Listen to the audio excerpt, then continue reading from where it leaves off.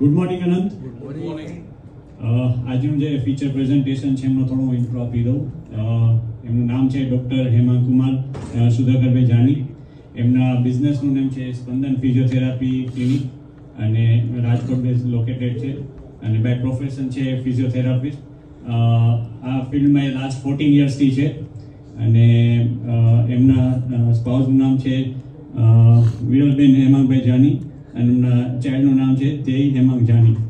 એમની હોબીઝ છે travelling, spiritual practices અને એક્ટિવિટી ઓફ ઇન્ટરેસ્ટ છે મેડિટેશન, પ્રાણાયામ અને હિલિંગ થેરેપીઝ. અને એ રાજકોટમાં લાસ્ટ 11 યર્સથી લોકેટેડ છે અને એમનું બર્નિંગ ડિઝાયર છે to provide skilled physiotherapy services in navy, army and air force department.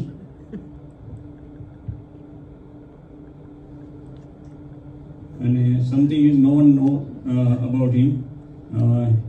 He loves to cook aloo paratha, fried vegetable and khichdi. અચ્છા, એ આ આપણે કરાવી શકીએ એમ છે. He can speak Sanskrit and Kannada. And also belong to a Brahmin family. So he knows Sanskrit chanting and for Karmakand puja also. અને કોઈ હવન કરવા તો એ અલ્ટરનેટ છે. એપી આજે કન્નડમાં આપો. Key to success છે smile, love, patience and sincerity in action. And let me tell you that his academic achievement, his BPT, MAT and PhD in physiotherapy and his principal of Harivandana Physiotherapy College. Now it's all to me and now over to you. Thank you very much for very good introduction.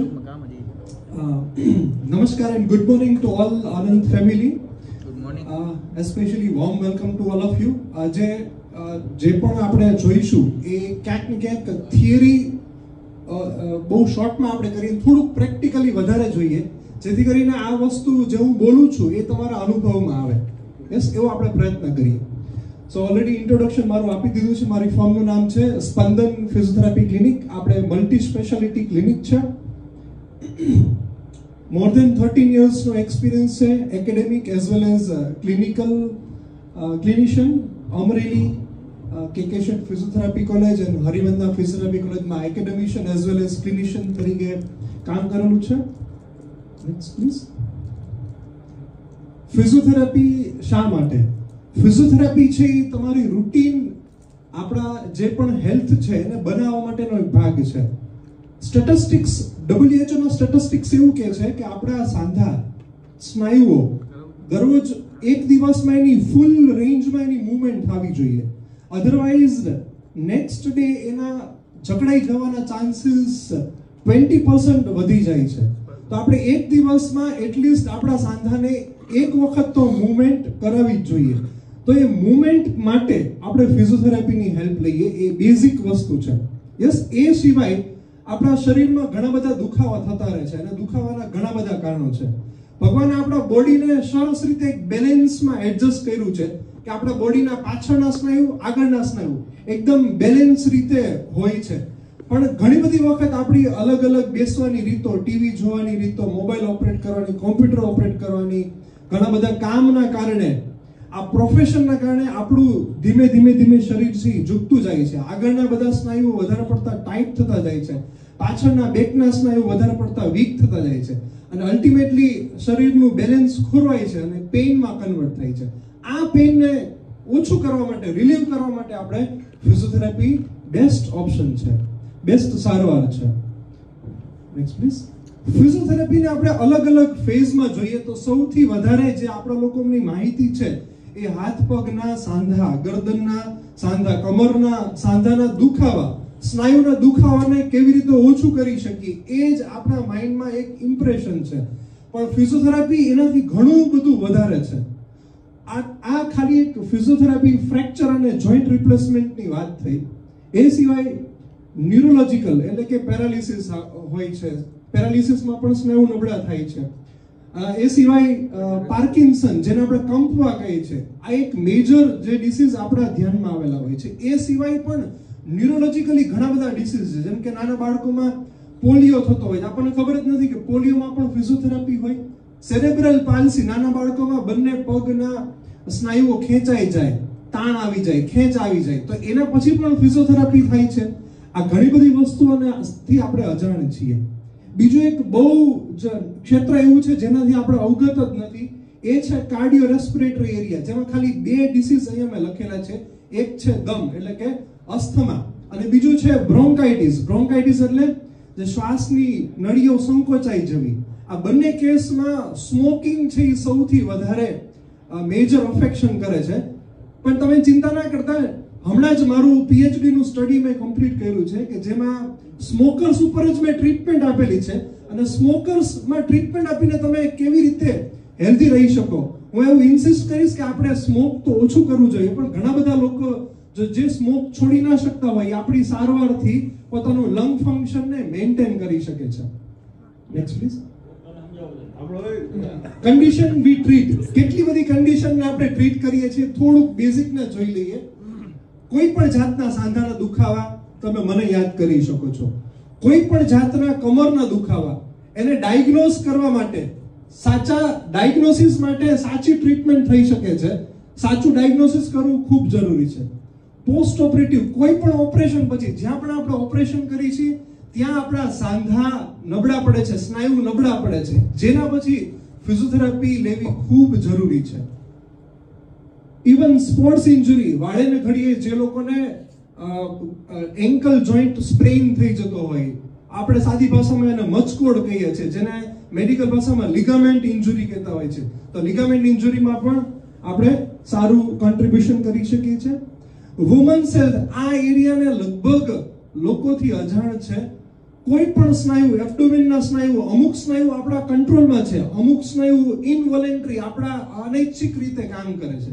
તો જે અનૈચ્છિક રીતે જે automatic થાય છે એને આપણે control નથી કરી શકતા. પણ જેમ કે આપણે યુરિન હોલ્ડ કરવું, તો યુરિન હોલ્ડ કરવું એ આપણા કંટ્રોલમાં છે.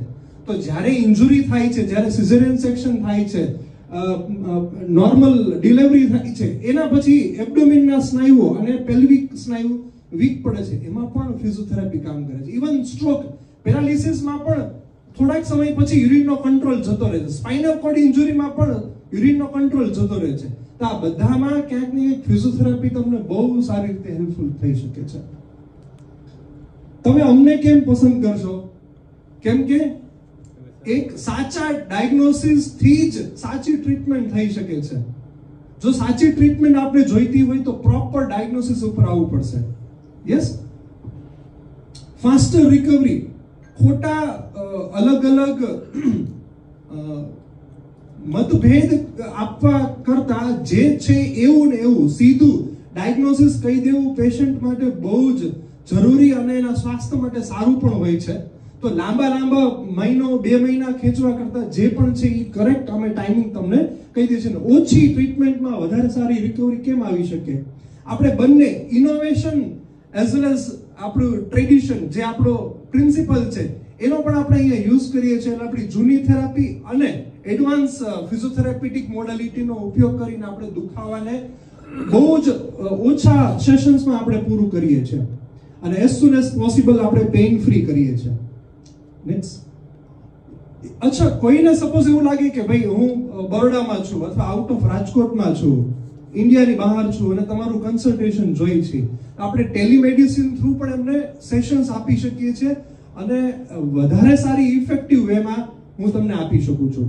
અચ્છા, આ બધાની સાથે સાથે મારે તમને 1-2 વસ્તુ વધારે પણ કહેવી છે કે સપોઝ અત્યારે આપણે બધા જ લોકો મોબાઈલ યુઝ કરીએ છીએ અને કોમ્પ્યુટરનો યુઝ કરીએ છીએ. હું તમને 1-2 એવી કસરત શીખવાડું જે તમને રૂટીનમાં આ બધાના દુખાવાથી બહાર લઈ આવશે. યસ, તો આપણે થોડું જોઈ લઈએ. આપણે બધા શું કરીએ, હાથને આ રીતે ખેંચીએ, બરાબર ખેંચીએ. હવે જે હાથ ઉપર છે એને ઉપરની બાજુ લઈ જઈએ અને એ બાજુથી ગરદનની પાછળ લાવીએ અને ખેંચી રાખીને બીજી બાજુથી નીચે લાવીએ.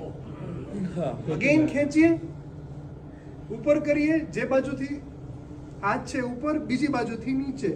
આવું 3 વખત કરીએ. હાથને રિવર્સ કરીએ, ખેંચીએ, જે હાથ ઉપર છે એ ઉપર, ગરદનની પાછળ, બીજી બાજુથી નીચે.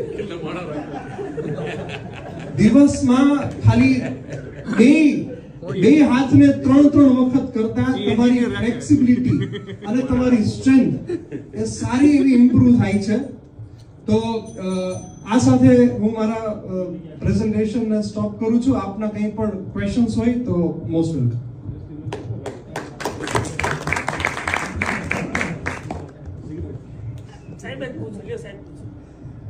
સર, તમે બહુ જ સરસ ઇન્ફોર્મેશન, તમારું પીએચડી જે લેવલ પર તમે જે પૂરું કર્યું એલટી સાથે, એના માટે again very congratulation. Thank you sir. અને ખાસ એ જ છે, ફિઝિયોથેરાપી અંડર એસ્ટિમેટેડ જ રહી છે લાઈન બધા માટે. અને વધારે તમે માહિતી આપી શકો કે એકચ્યુઅલી જે સ્મોકિંગ પછીની તમે વાત કરી એના માટે કઈ રીતે હેલ્પફુલ થઈ શકે, કેમ કે સ્ટ્રેસફુલ તો બધા જ છે. તમે કહો તો હું અત્યારે એક તમને ડેમો પણ આપી શકું. લંગનું ફંક્શન કેવી રીતે વધારી શકાય ઇફ એલટી અલાઉસ, ઇફ એલટી ની પરમિશન સાથે. ઓકે, એક સરસ ટેકનિક છે. આપણે બંને હાથને આ રીતે રાખી લઈએ. યસ, હા, આ ખુલ્લી આંખે જ કરવાનું છે. તમારી લંગ્સની કેપેસિટી ઇન્સ્ટન્ટલી વધી જશે. ચેસ્ટને સ્ટ્રેટ રાખીએ, તમારા સ્પાઇનને ઇરેક્ટ રાખીએ, સીધી રાખીએ. હવે એક ઊંડો શ્વાસ ભરવાનો છે અને છોડી દેવાનો છે. હવે શ્વાસની સાથે હાથને પણ ઉપર કરવાનું છે.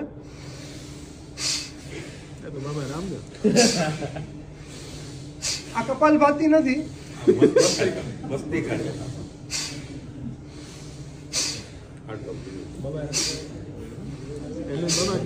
બાબા જાની તમે ઇન્સ્ટન્ટલી ફીલ કરી શકશો કે તમારા લંગ્સની પણ કેટલી ફ્લેક્સિબિલિટી ઇમ્પ્રુવ થાય છે. Isn't it? યસ, નો? આશીષભાઈનો મને પર્સનલમાં મેસેજ આવ્યો કે સિગરેટ વાળાનો વહીવટ કર્યો, ફાકી વાળાનો કઈ હા, છે ફાકી વાળાને છે. અચ્છા,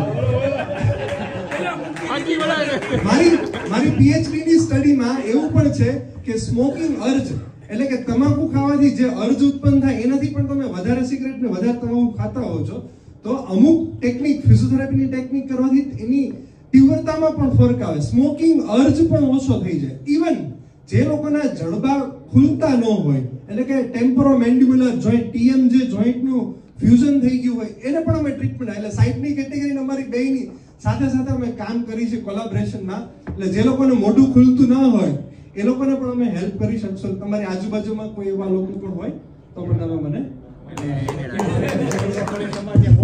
બે સાથે કરી. સાહેબ, અમને આપણે જે એક્ટિવિટી કરી એનાથી 2-3 મેમ્બરને થોડોક શ્વાસ ચડે એટલે ઈ પોઝિટિવ કહેવાય કે ના, એ અત્યારે એવું લાગે છે પણ 100% પોઝિટિવ છે. અચ્છા, ઇફ યુ વોન્ટ, હા, ક્વેશ્ચન ઈ છે, ઘણા મેમ્બર્સને મેં જોયું છે કે નાની એજમાં થોડા પગથિયા ચડે અથવા થોડું ચાલે છે અને શ્વાસ ચડે છે. એ શું છે ને એને કેવી રીતના પ્રિવેન્ટ કરી શકાય? યસ, બહુ સાચી વાત છે ગૌરવભાઈ. તમે જે કીધું એ આપણી લંગ ફંક્શન ઓછું હોઈ શકે અથવા તો હાર્ટ કાર્ડિયોપલ્મનરી એક્સરસાઇઝ કેપેસિટી એટલે કે હૃદય અને ફેફસાને મળીને જેમ કામ કરવાની ક્ષમતા છે, જેને હોસ્પિટલમાં ટ્રેડમિલ ટેસ્ટ કરાવતા હોઈએ છે. આ ટ્રેડમિલ ટેસ્ટમાં ઓછું પરફોર્મન્સ આવે એના કારણે બધા પ્રોબ્લેમ્સ થતા હોય છે. આપણું સ્ટડી રિસર્ચ એવું કહે છે કે હમણાં આપણે જે ટેકનિક કરી જેને આપણે સાદી ભાષામાં ભસ્ત્રિકા કહીએ છીએ અને અમારી ભાષામાં બ્રીથિંગ એક્સરસાઇઝ કરીએ છીએ. બ્રીથિંગ એક્સરસાઇઝનો પ્રોપર યુઝ કરવામાં આવે તો હૃદય અને ફેફસાની કેપેસિટી વધી શકે છે. ઇવન સાયકલિંગ એ એવી ટેકનિક છે કે જે તમારા હૃદય, ફેફસા, તમારું બ્લડ સર્ક્યુલેશન, તમારું એન્કલ, તમારા જોઈન્ટ આ બધાને ફ્લેક્સિબલ રાખે છે. ઘૂંટણના દુખાવા માટે હું એમ કહીશ વોકિંગ નહીં કરો પણ સાયકલિંગ છે એ બેસ્ટ છે. તમે સાયકલિંગ ખાસ કરો. Thank you.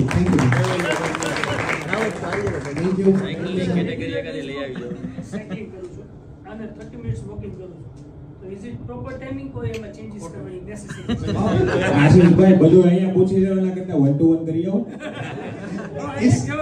ના, ACSM guideline, American college of cardiology એવું કહે છે કે દરરોજનું સવારે 30 મિનિટ અને સાંજે 30 મિનિટની ફિઝિકલ એક્ટિવિટી હોય તો લગભગ તમને હાર્ટના, લંગ્સના પ્રોબ્લેમ થવાના ચાન્સીસ બહુ ઓછા છે. ફાકી મૂકવી પડે. Thank you.